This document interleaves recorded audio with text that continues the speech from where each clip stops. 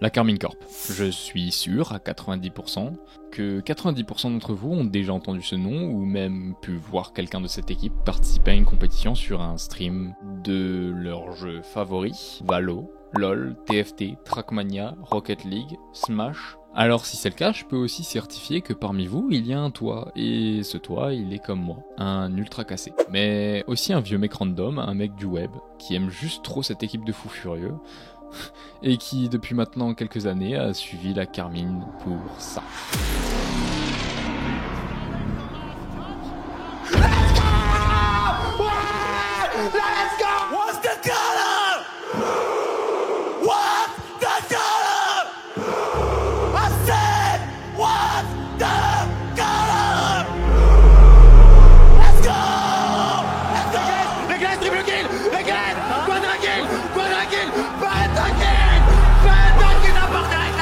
Exotique pour Vatira, encore lui, il a du boost cette fois. La passe pour Itachi. Mais Vatira, il a un petit tour. Sur le ceiling, le bump, encore Itachi. Itachi qui fait une game de fou. Vatira, Vatira, Vatira, Vatira, Vatira. Ah,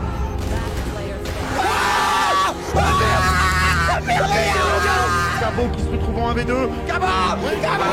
Gabo qui prend le kill et qui arrive à s'en sortir. Attention le side step du coup spell, c'est bon. Gabo, allez Gabo, la boule qui va connecter. Et Gabo, oh là là, Gabo, c'est incroyable. C'est incroyable Gabo. Dégage. Gabo. Ce que vous venez de voir, ce n'est pas n'importe quoi. Non. C'est l'essence de la Karmine. Et même si ces quelques secondes ne suffisent pas pour exprimer ce qu'est réellement la K-Corp, je pense que n'importe qui verrait ces images comprendrait les émotions transmises par cette équipe. Et ce qui fait de toi, et de moi, un fan de celle-ci. Aujourd'hui, si j'ai commencé cette vidéo en parlant de la Karmine, c'est pour mieux vous introduire à ce qui va suivre. Mais avant ça, j'aimerais vous demander de rejoindre mon serveur Discord en description et de vous abonner. Grand merci à ceux qui le feront. Ok. Bon, comme vous l'avez compris, la Karmine n'est pas le sujet principal de cette vidéo. Alors pour commencer, je vais vous introduire celui qui aurait pu être le protagoniste de cette vidéo. Voici Cabochard. Alors pour ceux qui ne le connaissent pas, il s'agit d'un joueur qui joue en top lane pour l'équipe LoL de la Karmine. Si vous ne jouez pas à LoL, j'ai dû vous parler en chinois, donc voici une courte explication du fonctionnement de League of Legends. LoL est un jeu en 5v5 qui se joue toujours sur une seule map, composée de 3 chemins qui la parcourent, aussi appelés lanes. Il y a le top, le mid et le bot, et entre ces lanes, il y a une forêt remplie de monstres où il y a le 5e joueur, le jungle. Mais actuellement, il y a une lane en particulier qui nous intéresse, et c'est la top lane, celle du haut si vous avez suivi. La top lane est souvent appelée lane des gigachods, et pour tout sauf les main Timo, c'est l'endroit où c'est celui qui aura les plus grosses qui gagne. Alors si je vous parle de la top lane, c'est parce que Cabo, lui, il la connaît bien, car maintenant ça fait environ 3 ans qu'il joue à ce poste pour la Karmine. Mais vous vous souvenez quand j'ai dit qu'il n'est pas le protagoniste de cette vidéo? Là, je suis sûr que pour beaucoup, vous ne comprenez pas pourquoi j'ai parlé de lui si ce n'est pas le main caractère de la vidéo. Et la réponse est très simple, car notre protagoniste est lui aussi un top laner de la K-Corp. Et selon vous, c'est qui ce mec?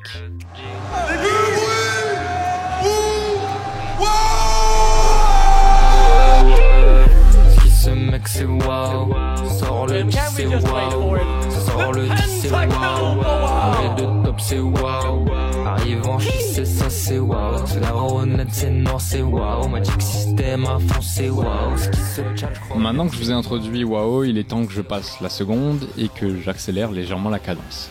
Bon, il faut que je vous dise la vérité, je vous ai menti, car actuellement, WoW n'est plus réellement chez la K-Corp, car en début de cette année 2023, WoW a livré la K-Corp et se dirige alors chez Norisport pour acquérir un maximum d'expérience. Je vous mets le passage du live de Kameto qui expliquera bien mieux que moi les raisons de ce changement.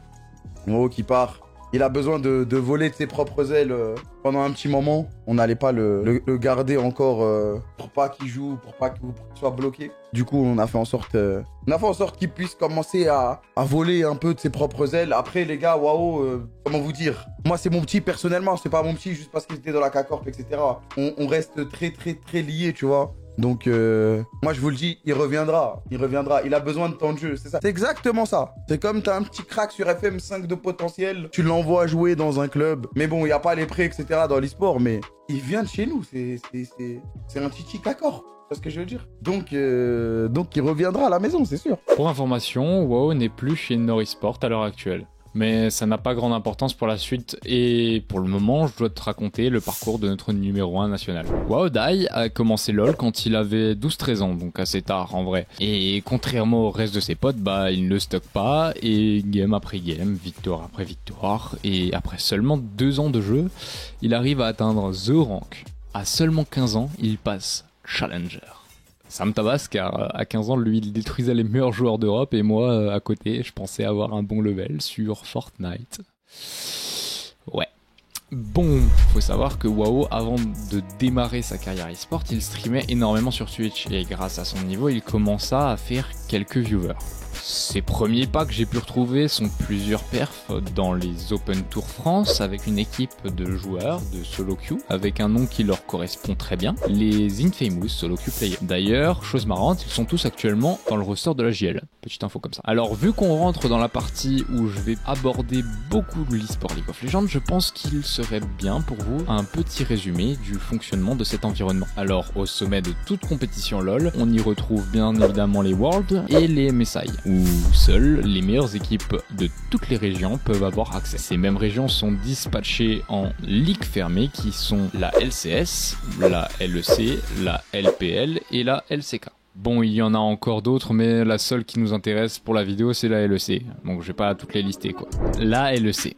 Si vous avez suivi, c'est la ligue européenne de League of Legends, où les 4 premières équipes au classement peuvent accéder aux Worlds, mais ce n'est pas si facile que ça, car la LEC est une ligue fermée. En e-sport, comme en sport traditionnel, les ligues sont divisées en 2 catégories, la ligue ouverte et la ligue fermée. Une ligue ouverte est une ligue où, selon tes perfs, tu montes et tu descends, par exemple ligue 1 vers ligue 2, et inversement. Une ligue fermée est simplement une ligue où le propriétaire du club doit payer un passe-droit pour que son équipe puisse accéder à la ligue. Il s'agit bien sûr de montants totalement exorbitants qui par exemple pour la LEC tournent autour des 40 millions d'euros. Bon, maintenant que vous comprenez le concept de ligue fermée, reprenons là où on en était. Alors en dessous de la LEC, on a la LFL, en gros la ligue française de LoL, qui elle est comme au foot divisée en 2 divisions. La Div 1 où il y a des équipes comme la Carmine Corp et la Div 2 où il y a des équipes comme TDS ou JL. À savoir, mais la plupart des équipes en Div 1 sont des équipes qui attendent de pouvoir monter en LEC. Ou des équipes académiques comme BDS Academy qui ont eux déjà une équipe en LEC. Encore plus en dessous pour les joueurs qui ne peuvent pas jouer en Div 1 ou en Div 2, il existe le Mastercard Nexus Tour, anciennement appelé Open Tour France, et si vous avez suivi, c'est ici que WoW a effectué ses premiers pas en compétition. Actuellement, je pense avoir suffisamment expliqué pour que vous compreniez ce que vous avez à comprendre, alors je vais reprendre là où j'en étais. C'est environ 1 an après ses premiers Open Tours en 2021 que WoW, ne possédant aucune équipe fixe à part celle des Open, va se voir inviter à un Twitch Rivals par Kameto, où il va être d'ailleurs exceptionnellement bon sur sa top lane et même gagner le Twitch Rivals. Bon, après, il a loupé l'oral du bac pour ça, il le mérite amplement. Je veux pas être méchant, mais voilà.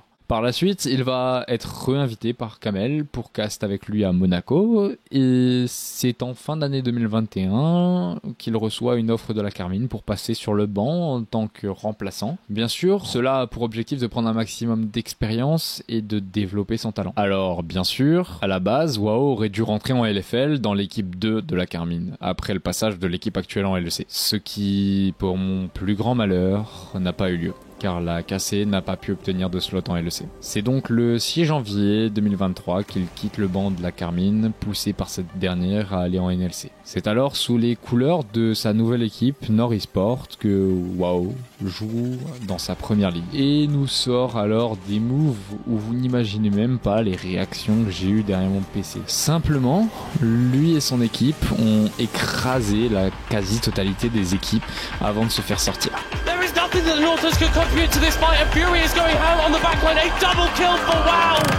And Versus, they pushed hard, they did their damnedest, but you cannot deny Lord Hero goes in for a hero play, but you will not be a hero today.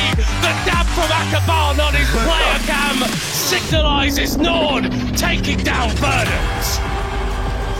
Looking to jump in, they've got to move the wall, they're going to throw the ultimate down at the Sting. Everything connects onto him. He's caught for the moment. Floor jumps away, the Ash Arrow hits onto one. The chains follow up. There's a whole bunch of damage, but look at wow! Looking at four with the counter strike, and it's an absolute butchery coming in from North. If he has two eyes, don't stop up. He just needs to run down Silence.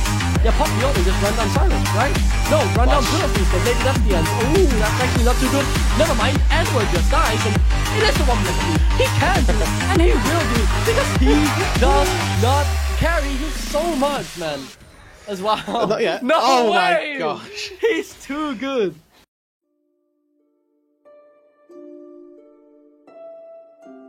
Bon, je vais être honnête quand même, mais WoW, pour le moment, n'a pas d'accomplissement si incroyable. Et surtout, à l'heure d'aujourd'hui, il n'a pas encore montré ce qu'il avait à nous montrer. Et j'espère que bientôt, il en aura la chance. Voilà.